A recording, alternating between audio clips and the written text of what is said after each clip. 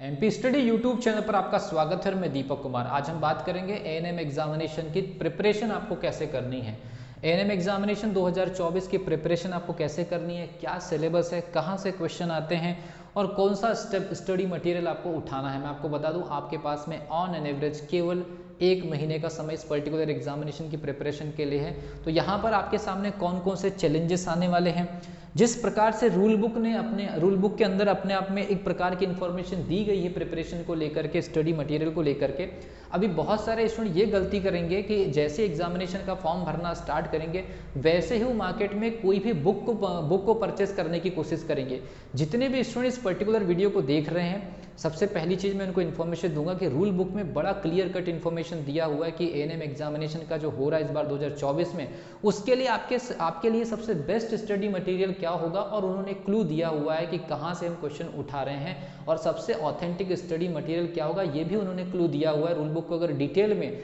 बहुत सावधानी पूर्वक अगर स्टूडेंट पढ़ते हैं तो उनको इन्फॉर्मेशन मिलेगी। खैर, रूल बुक पढ़ने की जरूरत नहीं है, पूरा का पूरा यहाँ पर मैंने आप लोगों के सामने निष्कर्ष निकाला हुआ है। एक स्टूडेंट को प्रिपरेशन स्टार्ट करने से पहले ये इन्फॉर्मेशन होना चाहिए कि जो वो प्रिपरेशन कर रही है तो वहाँ से या उस स्टडी मटेरियल से, चाहे वो ऑफलाइन पढ़ाई कर रहे हैं, ऑनलाइन पढ़ाई कर रहे हैं, चाहे सेल्फ स्टडी कर रहे हैं, चाहे टेस्ट सीरीज लगा रहे हैं, तो ऑथेंटिसिटी का सबसे बड़ा मैटर हो जाता है। अगर एक महीने के अंदर एग्जामिनेशन कंडक्ट होने जा रही है तो सिलेबस आपको पता है, फिजिक्स 20 नंबर का होगा, केमिस्ट्री 20 नंबर का होगा, बायोलॉजी आपका 20 नंबर का होगा, इंग्लिश आपका 20 नंबर का होगा, जनरल नॉलेज आपका 20 नंबर का होगा। इनका इंडिविजुअल जो सिलेबस है वो रूल बुक के अंदर दिया गया है। लेकिन रूल बुक में एक चीज़ बड़ी अच्छे से क्लियरली मेंशन किया है कि स्टडी मटेरियल के रूप में उन्होंने बहुत क्लियर कर लिखा हुआ है कि फिजिक्स केमिस्ट्री और बायोलॉजी का जो क्वेश्चन पूछा जाएगा उसके लिए हमारी जो माध्यमिक शिक्षा मंडल की जो किताबें होती है, और माध्यमिक शिक्षा मंडल की वो किताबें जो स्कूली बच्चों को डिस्ट्रीब्यूट की जाती है, उस पर्टिकुलर बुक का बहुत इंपॉर्टेंस रहेगा। मैं यहाँ पर एक और चीज़ बता देना चाह रहा हूँ, जब कभी भी 1 महीने के अंदर एग्जामिनेशन कंडक्ट होता है, 90% स्टूडेंट गलती ये करते हैं कि वो सीधे फॉर्म भरने के बाद किसी बुक स्टॉल में या कहीं पर भी सीधे ओल्ड ईयर पेपर या कुछ भी परचेस करने की कोशिश करते हैं, और वो एक प्रकार से एक मिसगाइड प्रोसेस का शिकार हो जाते हैं, और वो अपनी ड्यूरिंग द प्रिपरेशन ये कभी भी ऑप्टिमाइज नहीं कर पाते हैं कि इस पर्टिकुलर एग्जामिनेशन में रूल बुक में क्या मेंशन किया हुआ है। इन्होंने बहुत क्लियरली लिखा हुआ है, पेज नंबर 7-8 में आप पढ़ सकते हैं कि माध्यमिक शिक्षा मंडल की वो किताब जो अथॉराइज्ड है स्कूल के बच्चों के लिए 10+2 के मेथड के लिए, वो किताब जो है इस पर्टिकुलर एग्जामिनेशन की स्टडी के लिए अथॉराइज्ड है। इसका क्या मतलब है, इसको थोड़ा सा डीपली समझेंगे। आपको ये जो इन्फॉर्मेशन देने जा रहा हूँ शायद आपको कोई बता पाए, लेकिन जो चीज़ मैं आपको बताने की कोशिश कर रहा हूँ उसको आप अप्लाई करिए। फिजिक्स, केमिस्ट्री और बायोलॉजी की स्कूल की जो किताब है वो एक्चुअल में एक एनसीईआरटी की किताब होती है, जो एनसीईआरटी में स्कूल के जो स्टूडेंट है, आपने भी कभी अगर 12th क्लास पास आउट किया होगा तो स्कूल गवर्नमेंट स्कूलों में वो जो किताबें डिस्ट्रीब्यूट की जाती है इन तीनों सब्जेक्ट के लिए या इन तीनों सब्जेक्ट की स्टडी के लिए, इस पर्टिकुलर एनसीईआरटी की किताब को अथॉराइज्ड माना गया है। लेकिन मैं आपको एक और चीज़ बता दूँ, वो जो एनसीईआरटी की जो किताब स्कूल में डिस्ट्रीब्यूट की जाती है उसमें काफ़ी सीमित, काफ़ी सिलेक्टेड और काफ़ी कम कंटेंट होते हैं कॉम्पिटिटिव एग्जामिनेशन के पॉइंट ऑफ व्यू से। यहाँ पर एक चीज़ और समझने वाली बात है, तो जो टॉपिक एनसीईआरटी की उस किताब के अंदर मेंशन है, उस पर्टिकुलर टॉपिक की लिस्ट आप बना लीजिए और उन टॉपिक को प्रबोध नाम की जो किताब होती है, काफ़ी डिटेल स्टडी वाली जो किताब होती है, उनसे पढ़िए। पढ़ना कैसे, मैं आने वाली वीडियो में बताऊंगा कि ये जो फिजिक्स, केमिस्ट्री और जो बायोलॉजी, जिसमें ज़बरदस्त कंपटीशन रहने वाला है, हर स्टूडेंट एक दूसरे को एकदम कड़ी टक्कर अगर कहीं पे देगा तो ये फिजिक्स, केमिस्ट्री और आपका जो बायोलॉजी सेक्शन में देगा, क्योंकि ये पहले से प्रिपेयर्ड जोन वाला मैटर फंसेगा। तो प्रबोध नाम की या शिवलाल या जो भी स्कूल में जो मोटी वाली किताबें चलती है डिटेल स्टडी के लिए, उन किताबों का सहारा लेना है। लेकिन उन किताबों के अंदर से भी आपको कहाँ से पढ़ाई करना है ये मैं अगली वीडियो में जरूर बताऊंगा अलग से। तो एनसीईआरटी की किताब में जो शामिल जो टॉपिक है, क्योंकि प्रबोध या जो शिवलाल है उन किताबों में काफ़ी डिटेल में दिया हुआ है, तो उसको भी पूरा आपको नहीं पढ़ना है, उसमें से कुछ सिलेक्टेड आपको मटेरियल कंज्यूम करना है। और अगर जो स्टूडेंट हम अपनी जो टेस्ट सीरीज जो शामिल करेंगे उसमें कोशिश करेंगे कि वो सारे कंटेंट जो कि रूल बुक ने गाइडलाइंस दिया है, और खास तौर पर इन तीनों सब्जेक्ट के लिए उस एनसीईआरटी की किताब, लेकिन इसमें लिमिटेड कंटेंट है, competitive examination point of view से ज़्यादा कुछ दिया नहीं है, तो हम इसके कंटेंट के जो पूरी नेमिंग करके प्रबोध की जो किताब है वहाँ से जो क्वेश्चंस बनेंगे कंटेंट का नाम यहाँ से हम लेंगे क्योंकि इसके पास बहुत ज़्यादा डिटेल है, इसकी पूरी डिटेल हम एएनएम एग्जामिनेशन में फॉलो नहीं कर सकते, हमारे पास इतना टाइम नहीं है। तो इसका वो जो सिलेक्टेड जो मटेरियल है जिसको हमको कंज्यूम करना है, रिवाइज करना है, बेसिक कॉन्सेप्ट इसके पढ़ने हैं, तो यहाँ से हम टॉपिक की लिस्ट तैयार करेंगे। स्टूडेंट को हम एप्लीकेशन में दे देंगे, जो टेस्ट सीरीज से जुड़ेंगे उनको मिल जाएगा, और उनके वन लाइनर जो फैक्ट है जो हो सकते हैं एज फॉर एज जितने भी आपके फायदे के हो सकते हैं,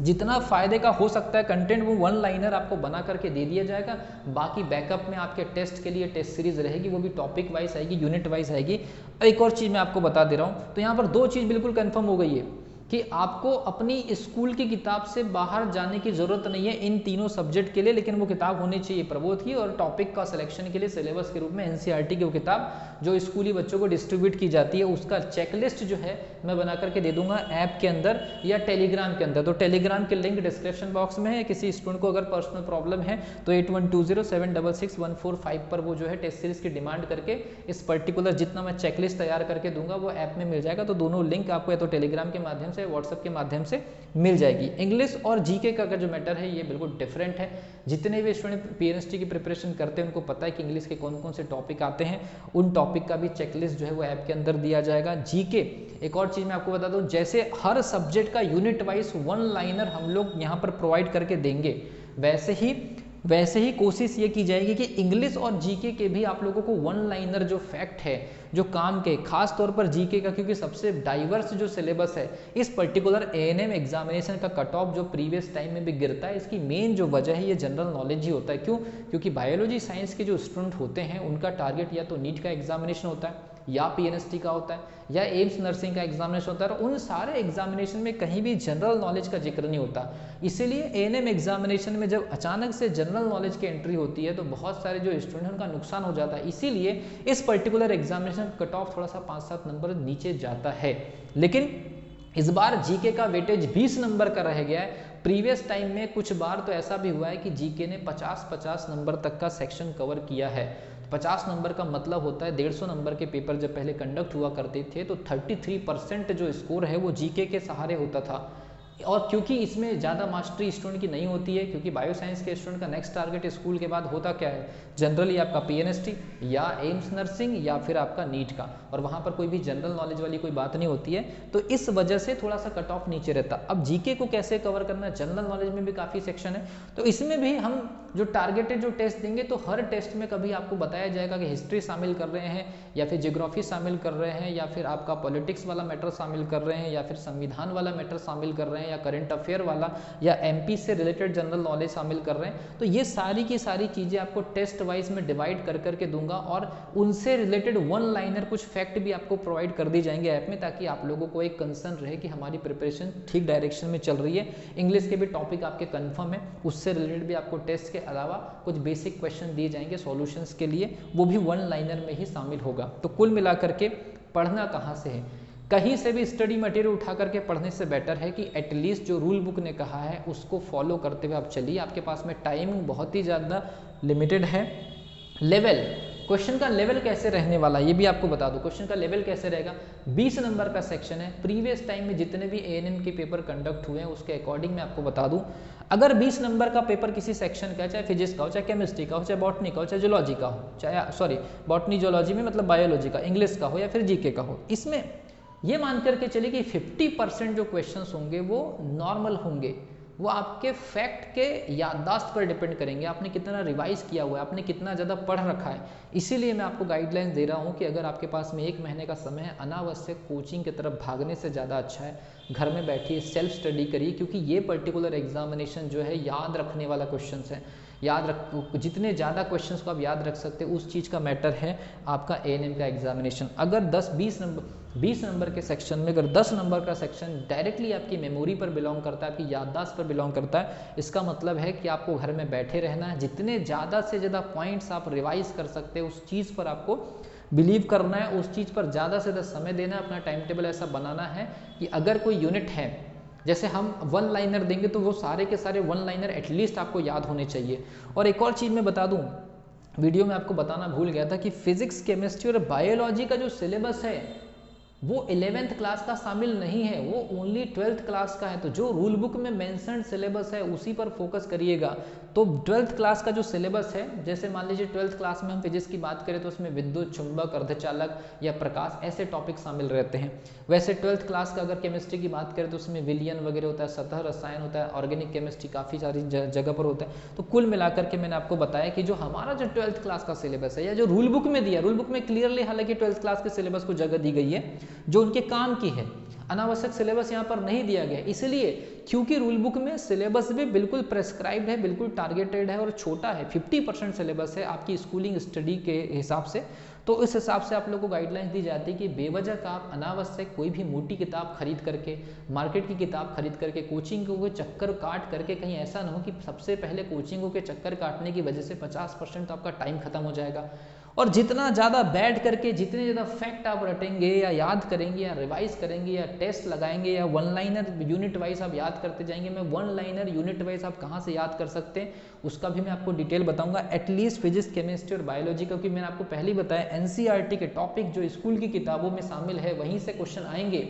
मतलब उन टॉपिक से क्वेश्चन आएंगे। लेकिन इस किताब में उतना डिटेल में नहीं दिया, तो मुझे उस टॉपिक को कवर करने के लिए मुझे जाना पड़ेगा इस किताब का सहारा लेने, प्रबोध या शिवलाल का, क्योंकि उसमें काफ़ी डिटेल में दिया। और आप याद रखिए प्रबोध और शिवलाल की 2018 के बाद की जो बुक जो अपडेट होकर के आई है वो ज़बरदस्त किताब है, वो एक्चुअल में IIT लेवल की बुक है। तो याद रखिए ये जो किताबें हैं ये किताबों में से बिल्कुल क्वेश्चंस आपको फंसने वाले हैं, बस आपको बिलीव करना पड़ेगा और इन किताबों को आपको समय देना पड़ेगा और इन किताबों में से क्या पढ़ना और क्या छोड़ना है वो इम्पोर्टेंट है। तो 10 नंबर का जो सेक्शन होगा, 20 नंबर के किसी भी सब्जेक्ट में 10 नंबर का जो सेक्शन रहेगा या 10 क्वेश्चन ऐसे रहेंगे जो आप अगर अच्छे से पढ़ के चले जाए, थोड़ा सा याद करके चले जाए, रिवाइज करके चले जाए, यूनिट वाइज टेस्ट लगा के चले जाए, तो 20 में से 10 नंबर लाना या 10 क्वेश्चन को अटेम्प्ट करना आसान रहेगा। 5 क्वेश्चन थोड़े से लेवल 2 के रहेंगे जहां पर थोड़ा सा आपको हो सकता है कॉन्सेप्ट की डिमांड हो, थोड़ा सा डीप स्टडी की डिमांड हो, और 5 क्वेश्चन आपके लिए चैलेंजिंग रहेंगे। इसमें मैं ये नहीं कह रहा हूँ कि उन 5 क्वेश्चन के सॉल्यूशन मैं आपको बता दूंगा या हमारी कोई बैच ज्वाइन कर लीजिए, ऐसा नहीं होता है। ये 5 क्वेश्चन हो सकता है कि टीचरों से भी न बने एट अ टाइम जब एग्जामिनेशन होता है। तो आप फोकस ये रखिए कि 10 क्वेश्चन वो है जो केवल और केवल रिवीजन और वन लाइन फैक्ट जो आपको याद रखना है। जैसे फिजिक्स में कोई सिंपल फॉर्मूले पर न्यूमेरिकल भी आ गया तो सीधा सीधा होगा, लेकिन इस 5 नंबर के सेक्शन में अगर फिजिक्स में कोई न्यूमेरिकल आएगा तो थोड़ा सा कैलकुलेशन टिपिकल रहेगा। लेकिन ये जो 5 क्वेश्चन रहेंगे यहाँ पर आपको तुरंत क्लिक करके आगे बढ़ने वाली या क्वेश्चन को ऑब्जर्व करके एक सही दिमाग सोच करके इस क्वेश्चन को क्लिक करने की हैबिट आपको पहले से बना करके रखनी पड़ेगी। तो रेशियो मैंने आपको बता दी, 10 क्वेश्चन ईजी, लेकिन रिवीजन पर डिपेंड करेगा कितना आप पढ़ करके जा रहे हैं, कितना याद करके जा रहे हैं। जितना डेटा, जितनी इंफॉर्मेशन, जितने फैक्ट, जितने कॉन्सेप्ट आप याद करके जाएंगे डायरेक्टली वो 10 क्वेश्चन के अंदर कवर होगा, चाहे सब्जेक्ट आपका कोई भी हो। 5 क्वेश्चन ऐसे होंगे कॉन्सेप्ट थोड़ी सी कंफ्यूजन्स क्रिएट करने वाले जो क्वेश्चंस होते हैं वो वाला, और 5 क्वेश्चंस ऐसे होंगे जो सच में आपके पल्ले नहीं पड़ने वाले हैं। तो आप ये मान के चलिए कि 20 नंबर के सेक्शन में